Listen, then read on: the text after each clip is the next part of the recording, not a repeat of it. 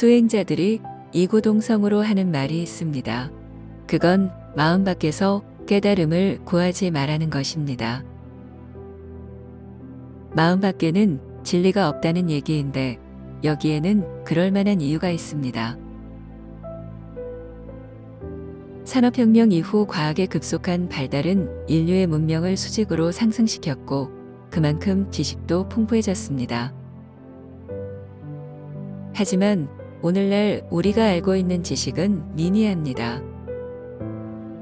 과학자들의 말을 빌리면 우주의 1% 정도에 해당하는 정보를 겨우 알아냈다고 하니까요. 오늘날 인류의 지식이 이 정도라면 과거에는 어땠을까요? 상황이 이러니 마음 밖에서 진리를 찾는 것은 일찌감치 포기하는 편이 맞을 수도 있습니다. 아마 과학이 수억 년은 더 진보해 우주의 절반 이상을 밝혀낼 쯤에야 마음 밖에서 깨달음을 구해도 된다는 말이 나올지 모르겠나요? 아무튼 인류가 지닌 지식의 한계에 의해 깨달음은 마음 안에서 찾는 쪽으로 정해졌습니다.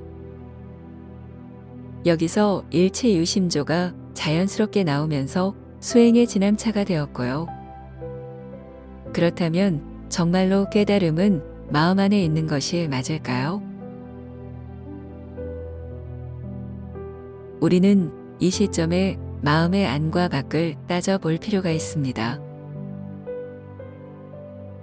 우리가 보고 듣고 생각할 수 있는 모든 것은 사실상 마음뿐입니다.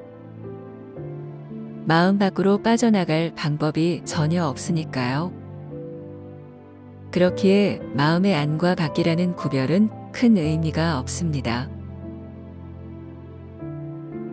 물론 수행자들이 말하는 마음 밖이란 외부에서 들어오는 정보들로 한정됩니다. 그리고 마음 안이란 그런 정보들을 처리하는 사유작용을 가리키고요. 그렇더라도 외계의 정보와 그것을 처리하는 사유작용에 어떤 뚜렷한 경계가 있는 것도 아닙니다.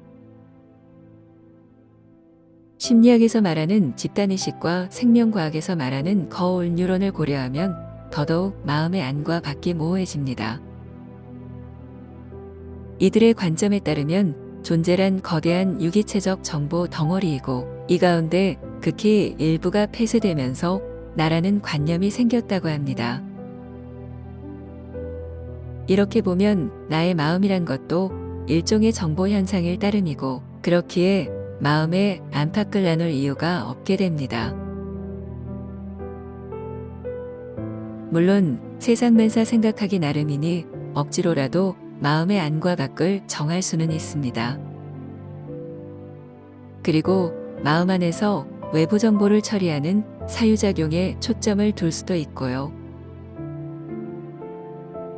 이렇게 되면 수행의 방향이 주관적 체험에 쏠리면서 생각이 정지된 산매와 생각이 정화된 열반, 그리고 생각에서 자유로워진 해탈 등이 등장합니다. 그리고 이것들을 인식하는 순수의식이 부각하면서 참나가 중심 소재로 자리 잡게 됩니다. 깨달음의 전체 지도가 근사하게 만들어지는 것입니다. 그렇다면 이렇게 마음 안에서 체험을 통해 얻어지는 현상들은 깨달음에 얼마나 근접해 있을까요? 가령 어떤 수행자가 생각이 끊어지며 마음이 텅 비게 되었다고 칩시다. 그랬더니 나란 것이 없어지고 어떤 알아차림만 남게 되었습니다. 그곳엔 생로병사가 없어 영원하고 에고가 없어 청정하며 모든 것이 나가 아닌 게 없어 무한합니다. 이때 내가 바로 알파와 오메가였구나. 존재하는 모든 것들이 나이며 내가 존재 그 자체였구나 라고 깨닫습니다. 그리고 얼마 뒤 생각이 다시 일어나며 현재의 나로 돌아옵니다.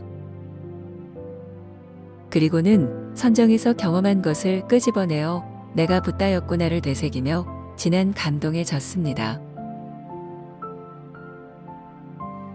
그런데 여러분, 이런 체험이 도대체 뭐가 어떻다는 건가요? 명상을 하다 뇌파가 떨어지면 평소에 갈구했던 것들이 꿈처럼 그려지게 됩니다. 일종의 유사몽이며 여기서 그려지는 초월적 현상들은 그냥 신기루일 뿐입니다. 그래서 이런 체험을 백날 해봐야 진리에 대한 자각은 일어나지 않습니다. 결국 체험으로 깨달았다는 수행자들의 영역은 변한 것이었고 오히려 자신이 특별한 존재가 됐다는 아상으로 인해 볼썽사나운 모습만 보이게 됩니다. 절밥 20년에 괴물이 된다는 얘기가 이래서 나오는 것이고요. 아무튼 체험을 통해 얻은 깨달음이란 뇌에서 상상으로 꾸며낸 것들로 뇌가 멈추면 모조리 포맷될 환영입니다. 물론 수행자들은 육신과 관계없이 참나는 영원하다고 말하지만 그 참나가 영원한 이유를 증명하지 못하면 아무 소용이 없습니다. 이에 대해 수행자들은 체험해보면 안다고 반론하지만 이는 기독교에서 말하는 믿어보면 안다는 것과 다르지 않습니다. 체험이 논리로서 증명되지 않으면 그것은 일종의 신앙에 지나지 않게 됩니다. 그렇다면 수행의 체험이란 것은 모조리 쓸모없는 것일까요? 반드시 그렇지만은 않습니다. 진리적 자각을 화두로 삼았다면 선정에서 얻어지는 체험들은 화두를 푸는 좋은 소재가 될 수 있습니다. 방향만 뚜렷하면 그 안에서 벌어지는 현상들은 죄다 수행의 추진력이 되는 까닭입니다. 그래서 문제는 방향이 정해지지 않은 상태에서 발생하는 체험들입니다. 방향이 올바르지 않으니 체험에 빠지면서 온갖 병폐가 발생하는 것이지요. 따라서 진리적 자각이라는 명확한 기준이 세워져 온갖 현상들에 흔들리지 않는다면 체험의 함정을 경계할 필요는 없습니다. 아무튼 당신의 이성을 작동하는 데에 마음의 안팎은 따로 없습니다. 진리는 당신의 이성 속에 흠뻑 스며 있으니까요.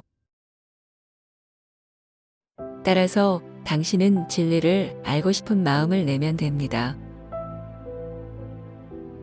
그 마음을 끝까지 놓지 않는다면 당신의 수행은 체험에 구애받지 않고 분명 결실을 맺게 될 것입니다.